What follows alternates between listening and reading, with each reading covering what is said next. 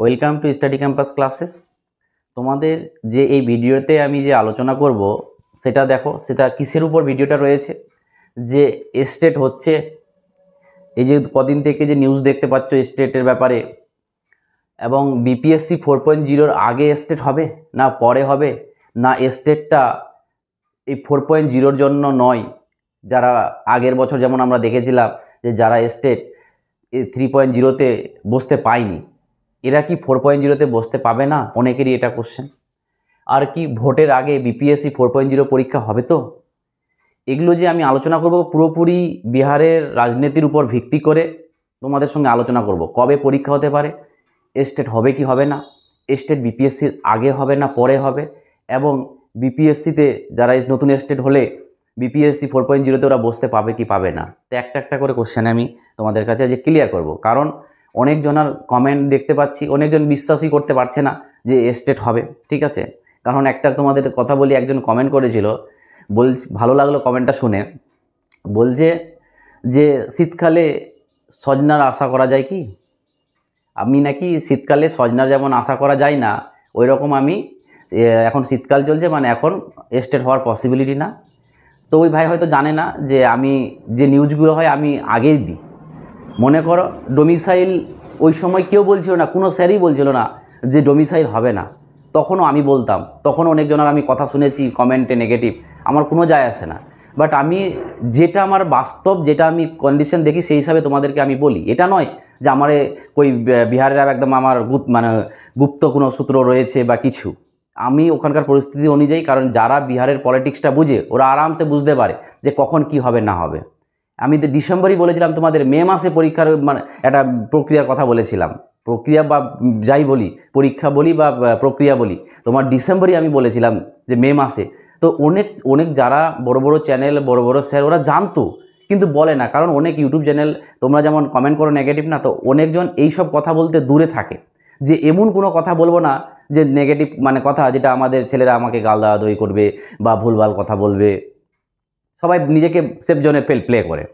এই কিছুদিন আগেও দেখো এস্টেট নিয়ে আমি যখন বলছি, কেউ কিছু বলছিল না, সেফ জোনে নিজেকে প্লে করছিল। এখন দেখছো তোমরা, এখন অলরেডি বুঝতে পেরে গেছো, প্রত্যেকজন নিউজ চ্যানেল থেকে শুরু করে প্রত্যেকটা জায়গা থেকে যখন শুরু হয়েছে, অনেকজন এখন বিশ্বাস করছো। তা আমি যখন বলি না বিশ্বাস করবে, আমি কি স্বার্থে আজ আমি ভুলভাল বলি কি বলে কি করব তোমার কাছে? তোমরা এখনই আজকের দিনে চাকরি পাওয়ার আশায় কত জায়গায় মানে কত এই বয়সে এসে দাঁড়িয়েছো। তো তোমাদের সাথে এখন যারা খেলে না, তো ওদের কোনোদিনও ভালো হতে পারে না। তো আমি তোমাদেরকে যেটা হয়, আমি ও বিহারের স্বার্থে, বিহারের পলিটিক্স বুঝে তোমাদের সঙ্গে আমি আলোচনা করি। তো যাই হোক, যেটা আমরা যাচ্ছি যে এস্টেট, দেখো এখনকার কন্ডিশনে যা কন্ডিশন দাঁড়িয়ে রয়েছে, এস্টেট হচ্ছে, এস্টেট হচ্ছে। এবার যা হারে কাজ চলছে, এস্টেট একদম হওয়ার পসিবিলিটি 99.99। এটা আমি আগেও বলে আসছিলাম, মনে করো এই পার্সেন্টেজটাই। বাট এখন তো দেখছি একদম 100%-এর দিক, টেন্স টু 100%। তো এবার কথা হলো যে এই যে এস্টেটটা হচ্ছে, এই এস্টেটটা কি 4.0-তে বসতে পাবে? অনেকজন বলছে যে না, এস্টেট হলেও এরা বসতে পাবে না। দেখো, যদি 4.0-তে না বসতে দেয়, তাহলে এস্টেটটা এখন করাতোই না। এক কথায় বলতে পারো সরকার চাপে পড়ে এস্টেটটা যদি নেয় তাহলে নেবে। ঠিক আছে, বলবে কেন? কারণটা হচ্ছে, বুঝতে পারছো বিহারের পলিটিক্স, এটা ওয়েস্ট বেঙ্গল বা আদার্স স্টেটে নয় যে ভোট ব্যাঙ্কটাই মানে ওখানকার তুমি চাকরি দেবে না আর তুমি ভোটে জিতে যাবে। তো বহুত ছেলে আছে যে কি বলে যেন স্টেটের জন্য আশা করছে, কারণ লাস্ট কবে হয়েছিল বুঝতেই পারছো। তো যদি এটা স্টেট হয়, এটা 3.0-র সময় যেমন আমরা বসতে পাইনি, এটা কিন্তু ওই রকম হবে না, তোমরা ভাবিও না। এটা 4.0-তে বসার জন্য স্টেটটা নেওয়ার কথা চলছে বা হচ্ছে বা কাজ চলছে। তো অতএব তোমার এটা কোনো রকমই ভাববে না যে স্টেটটা হলে 4.0-তে এরা বসতে পাবে না, এদের জন্য আবার 5.0 আনতে হবে। এটা হওয়ার সম্ভাবনাই নেই। না হলে স্টেটই নিত না, কারণ সরকারও চাইছে, এখন সরকারের হাতে টাইম কমে গেছে বলতে পারো, যে কি করে স্টেট তাড়াতাড়ি নেব, তার মধ্যে আবার বিপিএসসিটাকে নেব। ঠিক আছে, তো স্টেট দেখো, স্টেট আজকে মে মাস চলছে, তো এই মে মাসের, এমনকি এই মে মাসের মধ্যেই তোমরা স্টেটের রেজাল্ট পেয়ে যেতে পারো, নোটিফিকেশন পেয়ে যেতে পারো। মে মাসের মধ্যে নোটিফিকেশন পেয়ে যেতে পারো তোমার কার? স্টেটের। এবং কেন? কারণ ওরা চাইছে তো তাড়াতাড়ি করব। এবং নোটিফিকেশানটা বের করে যদি মের পর জুনে যদি ওরা স্টেটটা নিয়ে নেয়, তাহলে ওরা বিপিএসসি নোটিফিকেশানটা তাড়াতাড়ি করে ছেড়ে বিপিএসসি পরীক্ষাটাও 4.0টাও নিতে পারবে। এইটা টার্গেট রাখছে ওরা। এটা ভাবিও না তোমরা যে এত রেস্টেড হয়ে গেলে হয়তো পরীক্ষা হবে না, পরীক্ষা চলে যাবে, বা পরীক্ষা ভোটের আগে পরীক্ষা হবে না। কারণ মডেল কোড অফ কন্ডাক্ট লাগতে দেরি আছে। নভেম্বরের 23 তারিখে নভেম্বরে বিধানসভা বসেছিল, তাহলে ওই নভেম্বরের 23 তারিখের মধ্যে রেজাল্ট মানে ধরে নাও যে নভেম্বরের 15 তারিখের মধ্যে রেজাল্টটা পাবলিশ করতে হবে, মানে করা উচিত। তো যদি নভেম্বরের 15 তারিখে রেজাল্ট পাবলিশ করতে হয়, তাহলে তোমাকে বুঝে দিতে হবে যে অক্টোবর নভেম্বর, মানে অক্টোবরটাও তোমাকে ভোটের জন্য দিয়ে দিতে হবে। তাহলে তার আগে সেপ্টেম্বরে ধরো মডেল কোড অফ কন্ডাক্ট লাগবে। তো তার আগে প্রক্রিয়াটা কমপ্লিট করাতে হবে। তো খুবই এখন চ্যালেঞ্জ হয়ে দাঁড়িয়েছে বিপিএসসির কাছে যে কি করে তাড়াতাড়ি স্টেটটা হবে এবং তারপরে আমরা বিপিএসসি 4.0টা নেব। সরকারের কিন্তু 100% এখনও মনের আশা আছে যে আমরা নেব। এখনও যা দেখা যাচ্ছে ওরা এই 4.0কে নেবে। তো এই জন্য পড়াশোনাটাকে ছাড়ার দরকার নেই, পড়াশোনা করে যাও। তো তোমরা অ্যান্সারগুলো পেলে যে বিপিএসসি 4.0-র আগে স্টেট হবে, এটা একদম 99.9% পসিবিলিটি। এবং ভোটের আগে বিপিএসসি 4.0 পরীক্ষা এটাও হবে, ভোটের আগে এটাও পরীক্ষা হবে, এটা নিশ্চিত থাকো। এবং ইদানিং আবার বিহারে একটু খেলা হবে, গল্প হয়ে গেছে। কেমন খেলা হবে যে তোমরা জানো যে ভোটের আগে দিকে কিছু কিছু লোক যখন বুঝে যায় যে এই পার্টি হয়তো ক্ষমতায় থাকবে না, তার জন্য দৌড়ে ওই পার্টিতে চলে যায়, বা দেখলো ওই পার্টি আর আসতে পারবে না, তো আবার ওই পার্টিতে চলে আসলো। তো ইদানিং দেখা যাচ্ছে প্রচণ্ড হারে এই নীতিশ কুমারের পার্টি থেকে এই তেজস্বীর মানে আরজেডির পার্টিতে যেতে শুরু করেছে। তো ওটা ওখানকার রাজনীতির ব্যাপার। এবার ব্যাপারটা হলো, ব্যাপার আছে আমাদের 4.0টা, যেহেতু এটা হচ্ছে তোমার নীতিশ কুমার এবং বিজেপির 4.0টাকে ক্যাম্পেনে বানানো বা তৈরি করা বা বের করা, সেটা কিন্তু তেজস্বী আসলে কিন্তু ক্যান্সেল করতে পারবে না বা কিছু করতে পারবে না, কিন্তু ডিলে করতে পারবে। তো অতএব আমাদের চাই আমরা যে এই সেশনের মধ্যে, মানে এই ভোটের আগের মধ্যে যেন একটা ভালো জায়গায় পর্যন্ত 4.0টাকে তুলে দেয়। এমনকি পরীক্ষা হয়ে রেজাল্ট বের করে এইটুকু পর্যন্ত যদি করে দেয় না, তাহলে কোনো আর এফেক্ট পড়বে না, তোমরা নিশ্চিন্তে থাকবে। আর এটা হওয়ার পসিবিলিটি আছে, কারণ নীতিশ কুমার চাইছে যে আমরা যেন মিনিমাম রেজাল্টটুকু বের করে দিতে পারি। তার রেজাল্টটাও যদি বের করে দিতে পারি পরীক্ষা নিয়ে ভোটের আগে, তাহলে কিন্তু কেউ আর বলতে পারবে না যে নীতিশ কুমারের চাকরিটা মানে 4.0টা দিল না বা ভোটের পর ডিলে করে দেবে। তো এটা নীতিশ কুমারের যা বোঝা যাচ্ছে, এটা ও ভাবছে।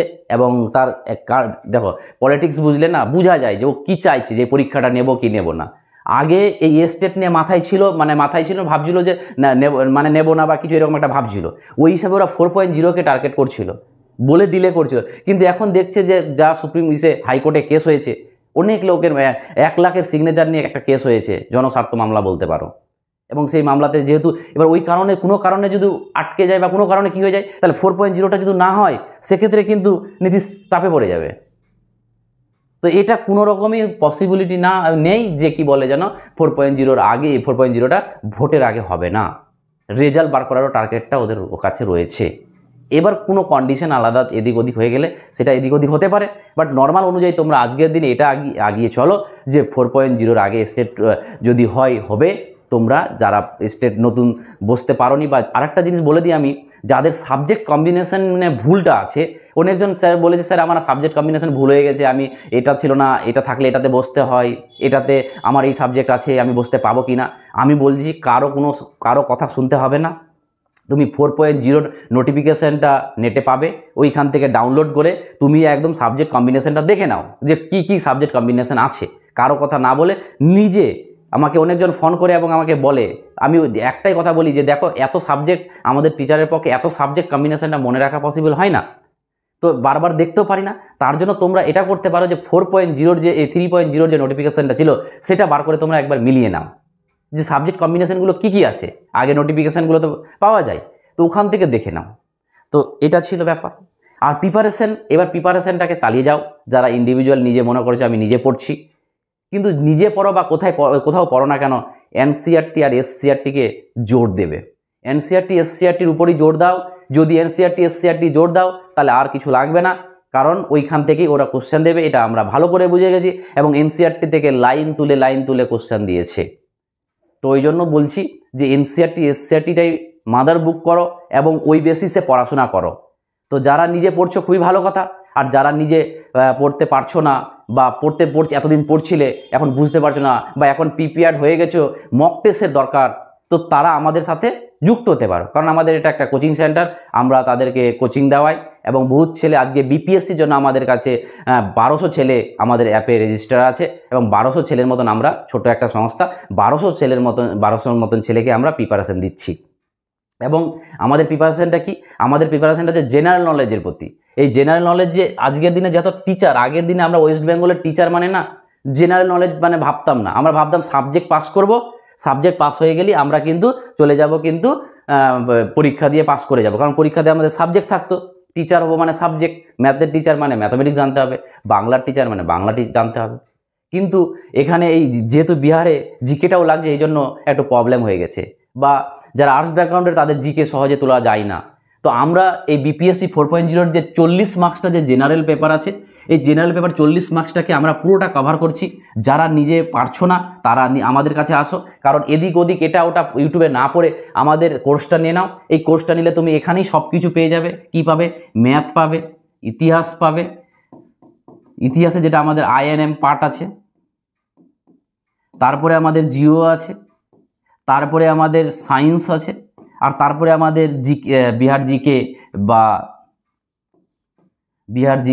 বা কারেন্ট অ্যাফেয়ার্স বলতে পারো। এই টোটাল 5টা টপিক আমরা সম্পূর্ণভাবে ক্লিয়ার করি, এবং তাদের প্রত্যেকটা সপ্তাহে 2-3টে করে লাইভ ক্লাস নিই, এবং প্রত্যেকটা পরীক্ষাতে মক টেস্ট নিই। এবং তোমরা জানো এর আগে আমরা ইতিহাসের মক টেস্ট নিয়ে এসেছিলাম, পুরো আইএনএমের যতটা আমি পড়িয়েছি সবাই দিয়েছিল, এবং নাম্বারও ভালো পেয়েছিল। এবং নেক্সট যেমন 18 তারিখে জিওগ্রাফির উপর দিয়েছি।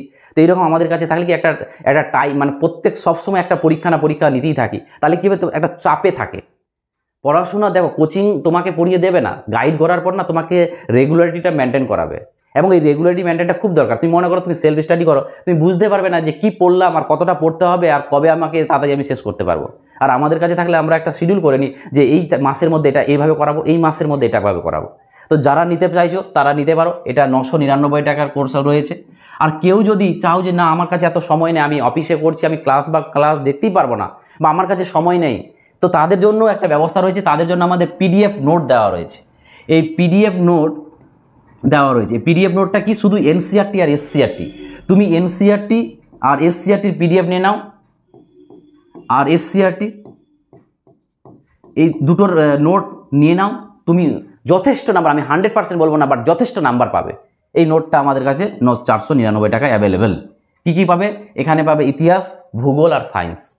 তো যারা এখনও প্রিপারেশন নিচ্ছ আমাদের কাছে যুক্ত হওনি, আমি বলবো একবার নিয়ে দেখো। কারণটা হচ্ছে যে 1200 ছেলেকে যে আমি প্রিপারেশন দেওয়াচ্ছি, প্রায় 1200, ঠিক আছে? তো এদের যে ফিডব্যাক দেখলে তুমি অবাক হয়ে যাবে। যখনই আমি প্রত্যেকজনের সঙ্গে ফোনে কথা বলি, দিনে মিনিমাম 50 জনের সঙ্গে আমার কথা হয়, তো সবাই আমার সঙ্গে যা কথা বলে সবাই খুব খুশি, এবং তারা বুঝতে পারছে যে কোন জায়গাতে এসছি।